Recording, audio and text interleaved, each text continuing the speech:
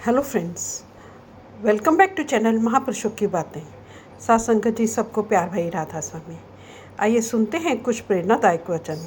ये वचन राधा स्वामी सत्संग व्यास द्वारा प्रकाशित पुस्तक संतवत प्रकाश भाग 1 में से लिए गए हैं। इस पुस्तक के पेज नंबर 152 पर हजूर महाराज बाबा सावन सिंह जी फरमाते हैं कि शक्कर मीठी है, चीनी मीठी है, मिश्री मीठी है, गुड़ मीठा है, शहद और भैंस का दूध मीठा है, मगर जो लज्जत तेरे नाम में है वह दुनिया की किसी चीज़ में नहीं है।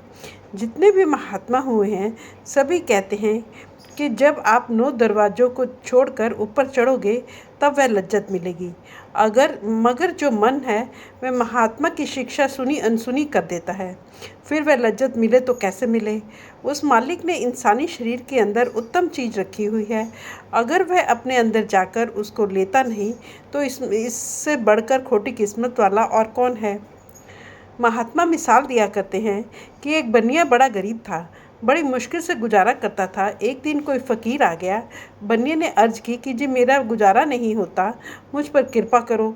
फ़कीर रहमदिल होते हैं, उसको रहम आ गया। वह कहने लगा, मेरे पास पारस है, तू ले ले। मैं 3 महीने के लिए कहीं जा रहा हूँ, इतने समय में तू जितना चाहे सोना बना लेना।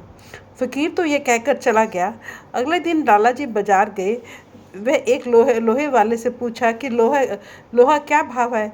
उसने कहा, साहिब लोहा तो महंगा हो गया है, पहले 5 रुपये मन था, अब 9 रुपये मन हो गया है।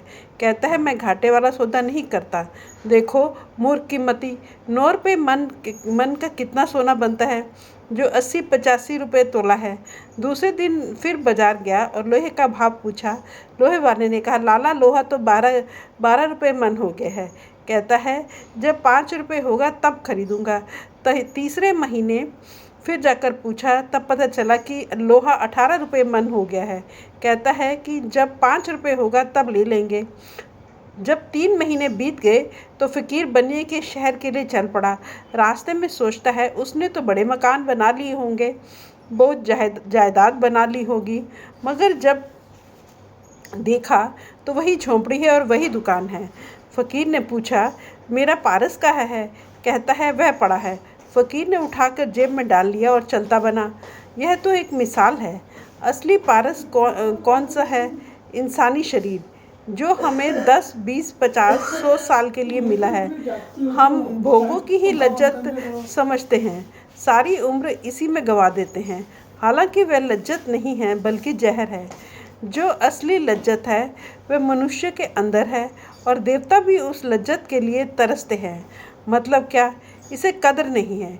यह जो शरीर है किराए का मकान है और अस्थाई तौर पर मिला हुआ है, इसलिए जितना हो सके इससे फ़ायदा उठा लो, नहीं तो जब मौत आएगी तो यम कहेंगे चलो, वे ज़बरदस्ती आगे होकर ले जाएंगे।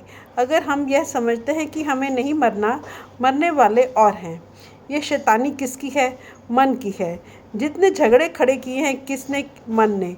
वरना ना तो कोई कौम है हमारी दुश्मन है और ना मजहब। अमेरिका, जापान, जर्मनी और अन्य देशों में किसने लड़ाई करा रखी है? मन ने। नहीं तो सारे भाई भाई हैं। अब कहते हैं कि ये अमृत व परमात्मा तेरे अंदर है। जब तू 9 दरवाजे छोड़कर 10वीं गली में चढ़ेगा तब वह मिलेगा। अब गुरु रामदास जी प्रार्थना करते हैं, हे मालिक, मैं तुझसे 2 चीज़ें मांगता हूँ, एक मुर्शिद का मिलाप, दूसरा तू। अगर रब मिल गया तो बाकी सारी चीज़ें आ गई, मगर अगर दात मांगी और वह ख़त्म हो गई तो फिर मांगने की ज़रूरत पड़ गई। इसके विपरीत दाता को पाने के बाद फिर किसी चीज़ की ज़रूरत नहीं रहती। हरी रस आबे हयात को कहते हैं, वह इसके अंदर है। अब कहते हैं कि मैं कामिल मुर्शिद और तेरे सिवाय कुछ भी नहीं मांगता। कहते हैं, जिस तरह इंसान का शरीर है, इसके अंदर एक बड़ा भारी शहर है। फिर इसमें ब्रह्म, पारब्रह्म, देवता, फरिश्ते, कुल मालिक, यहाँ तक कि सारी दुनिया है। इसे चाहिए कि किसी पूर्ण गुरु कामिल मुर्शिद से मांग लेकर उस शहर में दाखिल हो जाए और सौदा खरीद ले। अब सवाल पैदा हुआ, सौदा क्या खरीदना है? कहते हैं कि परमात्मा और कौन सा सौदा? जिस तरह हमें बाज़ार में जो सौदा अच्छा लगता है हम वही खरीदते हैं, इसी तरह अंदर जाकर हम परमात्मा का नाम ही खरीदेंगे, क्योंकि इससे बढ़कर और कोई प्यारा सौदा नहीं है। अब कहते हैं आदमी से बढ़कर कोई रचना नहीं। यहूदी कहते हैं कि परमात्मा ने इंसान को अपनी शक्ल पर बनाया है। हिंदू कहते हैं कि यह नर नारायणी देह है। इसी तरह मुसलमान कहते हैं यह अशरफुल मखलूक़ात हैं। अगर ऐसे शरीर को पाकर पर्दा नहीं खुलता तो इससे बढ़कर और क्या बदनसीबी है। कहते हैं जो इसके अंदर जौहर है, ताकत है, लज्जत है, वह कब मिलती है। फिर खुद ही जवाब देते हैं यह दौलत कामिल मुर्शिद की सेवा से मिलती है। अगर मुर्शिद शिष्य की एक पाई भी नहीं लेता, क्योंकि मुर्शिद दाता होता है, मांगता नहीं। बाकी रही तन की सेवा, एक नौकर रोटी बनाने के लिए और एक अन्य सेवा के लिए। सेवक हैं लाखों की संख्या में, असली सेवा गुरु का हुक्म मानने में है। वे कहते हैं कि 9 द्वारों से ऊपर आओ, मैं आगे खड़ा हूँ, फिर वह मंजिल पर तुम्हारे साथ होगा। अगर फिर भी वह हम पर्दा नहीं खोलते तो हमारा ही कसूर है। बड़ों बड़ों को पता नहीं मुर्शिद की सेवा क्या है। अब कहते हैं कि इसके अंदर नाम है, कीमती से कीमती जौहर है। अगर यह रूहानी मंजिलों पर चढ़े तो वह दोनों हाथों से देने को तैयार है। कहते हैं वह मालिक अगम है। अगम उस देश को कहते हैं जहाँ कोई नहीं पहुँच सकता, फिर भी मुर्शिद वहाँ पहुँच चुका है। जो वहाँ पहुँच गया वह भी अगम है। इसलिए तो मुर्शिद की आम इंसानों जैसा ना समझ। इंसान के अंदर अमृत का समुद्र भरा पड़ा है।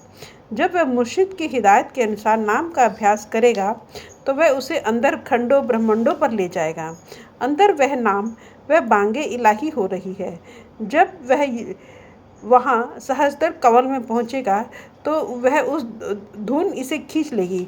परमात्मा एक शक्ति है और मनुष्य भी ताकत है और मुर्शिद भी ताकत है जो आत्मा का परमात्मा से मिलाप करा देती है। सारिंग कहते हैं पपीहे को। पपीहा बारिश का पानी पीता है। दरिया, नहर, कुएं, तालाब भरे हों वह उनका पानी नहीं पीता। इसी तरह जो कामिल फ़कीर हैं वे भी इस दुनिया के पानी, स्वाद वगैरह से रोज़ा नहीं खोलते, बल्कि उस नाम के साथ खोलते हैं। अब गुरु रामदास जी क्या कहते हैं कि मैं भी तेरा पपीहा हूँ, तू रहमत का समुद्र है, कृपा करके उस नाम की एक बूंद मेरे मुंह में भी डाल दे। रंगन कहते हैं रंगरेज या लिलारी के बड़े मटके को। लिलारी का जो बड़ा मटका होता है वह गहरे रंग से भरा हुआ है। अब सवाल पैदा होता है कि मन कब रंगा जाते हैं। कहते हैं जब यह उसे मुर्शिद के हवाले कर दे। लिलारी यानी गुरु तो कहता है कि लाओ दे दो मन, मगर वह जीव देता नहीं। हम तन देते हैं, धन देते हैं, मगर मन तो नहीं देते। जब मैं कोहमरी में था, सब डिविजनल ऑफिसर लगा हुआ था। अयूब खान अफ़गानिस्तान का बादशाह वहाँ नज़रबंद था। उसके लिए हुक्म था कि वह कोहमरी से बाहर नहीं जाए। अगर उसने चोरी चोरी भाग जाने का पक्का इरादा कर लिया, अगर कोहमरी से 30 मील दूर चले जाओ तो अंग्रेज़ नहीं पकड़ सकते। उसने सवारी, घोड़े वगैरह का इंतज़ाम कर लिया। जो उसकी बड़ी बेगम थी, बाल बच्चों वाली थी, उसका उससे प्यार था। उस बेगम को कहकर गया कि मैं उस वक्त भागूंगा, तो फिक्र मत कर, मैं तुझे जल्दी ही बुला लूँगा। वह CID की मुखबिर थी, 1500 रुपये माहवार तनख्वाह लेती थी। उसने जाकर कह दिया। जैसे ही वे भागने लगा, सरकारी आदमियों ने उसी वक्त पकड़ लिया और देहरादून भेज दिया। उस बेगम ने मन नहीं दिया था। अब कहते हैं जो सद्गुरु है वह रंगरेज है। वह किसे रंगता है? जो अपना मन दे दे उसे, यानी जो उसकी रजा में राजी रहे। हम राजी व रजा नहीं रहते, फिर वह किस तरह रंगे?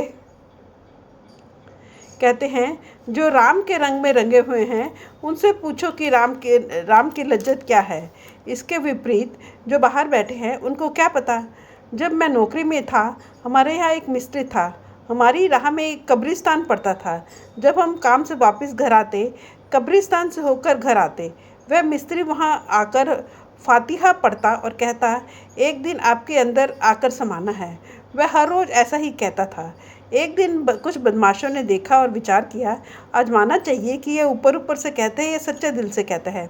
जब उसने हाथ उठाकर फातिहा पढ़ा और कहा, भाइयों एक दिन आपके पास ही आना है, तो उन्होंने कहा, आज ना जाना। तो वह औजार छोड़कर डर कर भाग गया। सो जिनका इस प्रकार का कच्चा विश्वास है उन्हें क्या मिलेगा। बदमाशों ने छिपकर आवाज़ दी थी, मगर मिस्त्री ने सोचा कि कब्र में से आवाज़ आई है। क्या मुर्दा उसे खा जाता? नहीं, हरगिज नहीं। अब कहते हैं जो परमात्मा के रंग, क्या नाम के रंग में रंग गए, वे मस्त हो गए। किसी फ़कीर ने कहा है, जिनको उसकी खबर हो गई फिर उनकी खबर नहीं मिली। अब गुरु साहब कहते हैं कि जो हमारा भूमंडल है इसमें 7 ही द्वीप हैं और 7 ही समुद्र हैं, यानी 7 हिस्से सूखे हैं और 7 ही हिस्से पानी के हैं। अगर 7 समुद्रों और 7 द्वीपों का सोना निकाल कर ढेर लगा दें, एक तरफ राम को रख दें, फिर रब के प्यारों से पूछें कि सोना लेना है या रब का नाम लेना है, तो वे क्या उत्तर देते हैं? वे आगे बताते हैं, वे कहते हैं हमें तो नाम ही चाहिए। अब वह सारा सामान आदमी के अंदर है। सो कहते हैं परमात्मा ने इतनी ऊंची दौलत उसके अंदर रखी हुई है, मगर वह फिर भी नहीं निकालता। फिर कहते हैं जो नाम के आशिक हैं, हरि रस के आशिक हैं, वे नाम ही मांगते हैं।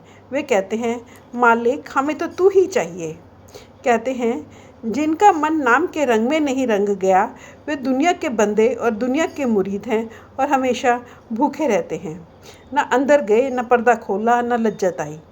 कहते हैं जो परमात्मा के आशिक हैं और दुनिया के बंदे हैं, उनमें करोड़ों कोस का फासला है। परमात्मा के आशिक परमात्मा को मांगते हैं और दुनिया के बंदे दुनिया को मांगते हैं। फिर उनका ख्याल मिले तो कैसे मिले। कहते हैं दुनिया में 2 चीज़ें पवित्र हैं, एक रब, दूसरे रब के आशिक। बाकी सारी दुनिया नाशवान है। अब सवाल करते हैं जो रब के आशिक हैं उनकी क्या तारीफ़ करें, उनको क्या पदवी दें। फिर खुद ही जवाब देते हैं हम उन राम के प्यारों को राम ही क्यों ना कह दें। जिस तरह बूंद सागर में मिलकर सागर हो जाती है, इसी तरह रब के प्यारे रब में मिलकर रब का रूप हो जाते हैं। रूह अमरे रब्बी है, इसको तरक्की करके रब में मिलना है और कोई ठिकाना है नहीं। Thank you.